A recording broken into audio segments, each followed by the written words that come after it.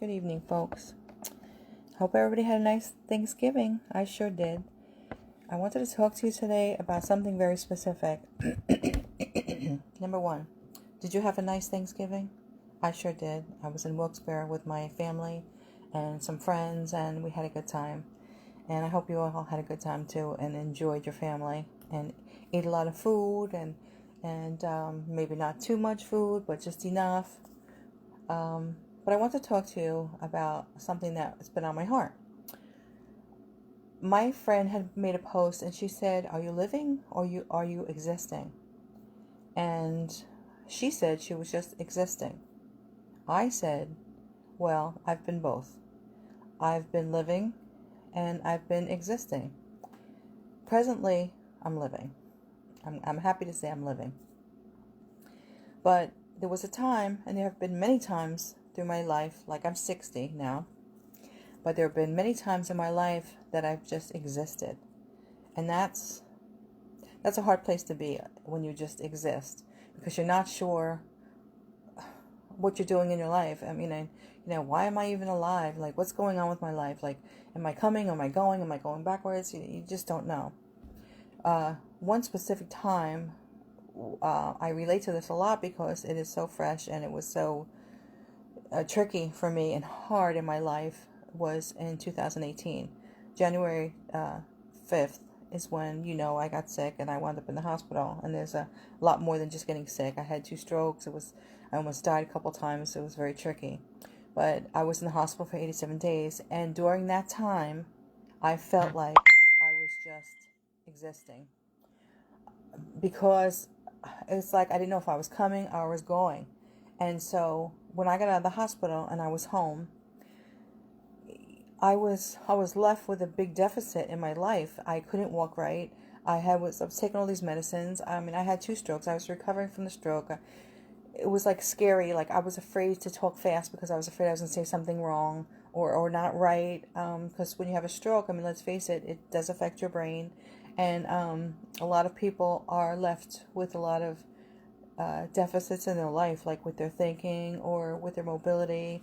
And so for me, my life was so different now. So I had to reevaluate my life and think, what am I, what am I doing?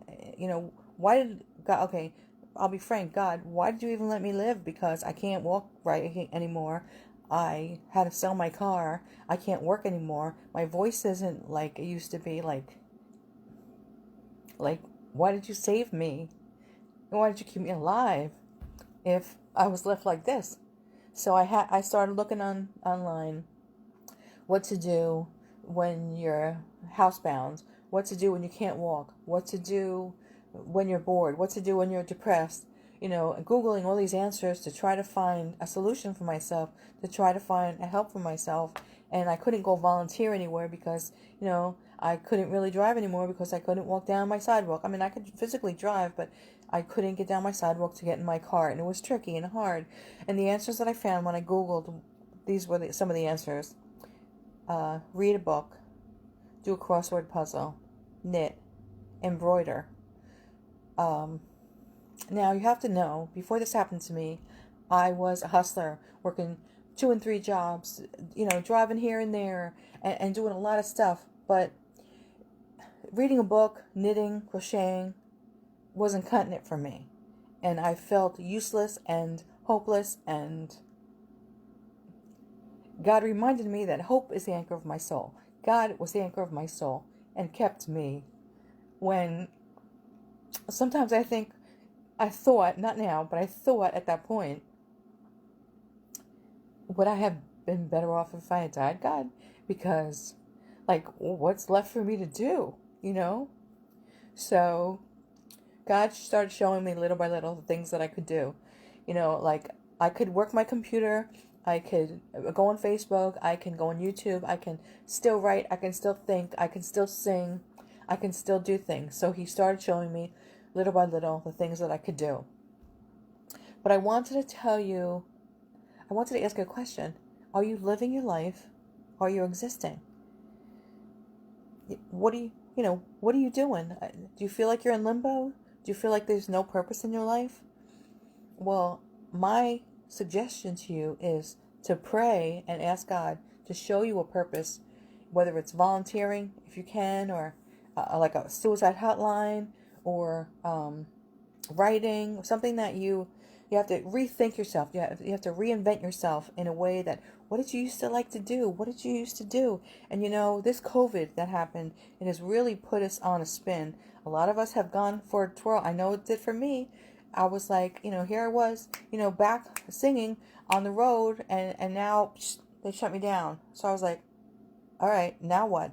And it's not only me that was put in a spin, it was a lot of us. Like, we had to, like, now as families, parents teaching their kids at home, and working from home, and trying to figure out how to make money, and wearing the masks, and this isolation, and like, it put us into an existence of, we were just existing. Like, what was our next move? We weren't really sure of our next move. So that's what I'm asking you. Are you living, or are you just existing? And if you're just existing, talk to me. Maybe I can help you come up with some kind of plan that you just feel like you could be more useful, because we all matter, and we all have a purpose in our life. And it's hard to see. It's hard to see through this depression. I mean, I was in Great Depression. Like, when this all happened to me, I mean, I went to the doctor, and all I could do was cry. And I was like, I'm just so depressed, I can't do anything. And he's like, well, maybe we should put you on Celexa. So he put me on Celexa. I think I was on it for, like, I want to say maybe 5-7 weeks. And I was like, you know what? This is not helping me.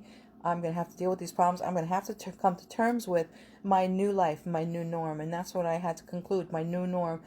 Okay, I've done so many things in my life. I'm not able to do them, Marge. Accept that and see what you can do. See what you are good at. Are you good at hospitality? Are you good at talking to people? Are you good at visiting people that are sick? Like, talking on the phone. It's like phone ministries.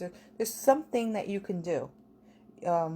Maybe it's baking cake. Maybe you love to bake, and, like, I mean, it's not so easy to make good stuff. I mean, maybe you can, but if you can, maybe you can bake something and bring it to somebody, or you can bake something and have somebody deliver it for you, or you could volunteer at your church, or get on YouTube and start telling your story.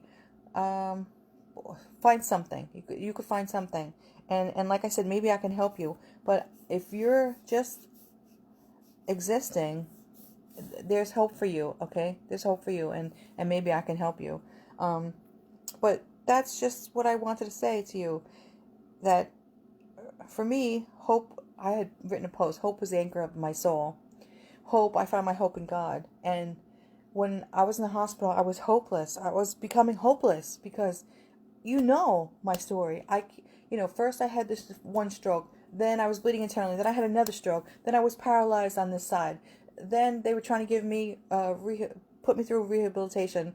And then I was in therapy at the hospital. And then all of a sudden, I couldn't feel from my waist down. And then they gave me an MRI, and they found that I had a tumor in my back, this big.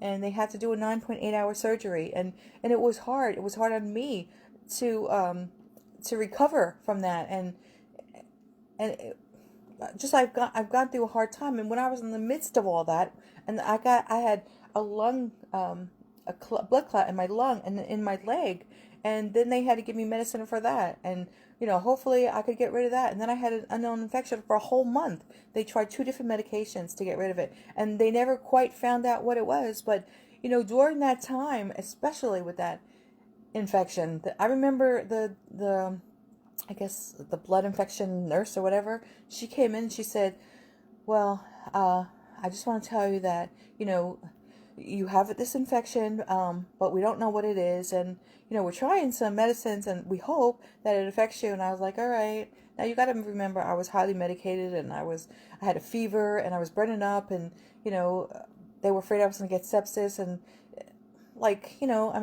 that could kill me. And so during that time, I was losing hope. And I said to God, all right, God, I'm a strong woman, but I can only take so much.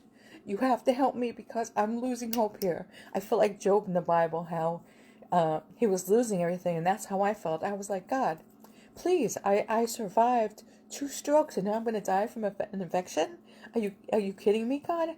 Help me to get through this. Hope is the anchor of my soul. Hope helped me when I had no strength, and hope to help me when I was losing myself.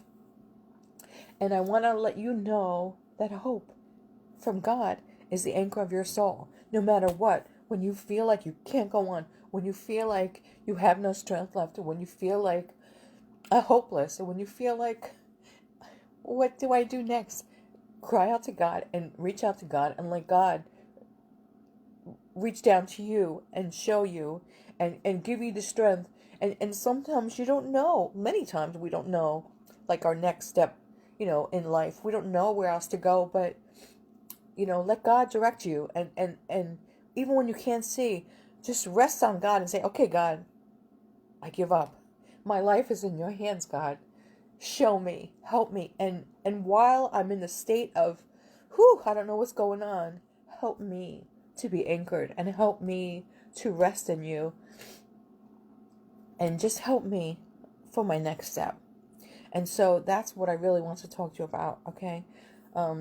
Very specifically, are you living or are you existing? And I hope that you're at the point that you're living now, and being a light to somebody, and being useful to someone, to yourself, to maybe your grandchildren, maybe your neighbor. There's always someone who needs a friend, and maybe you could be that friend.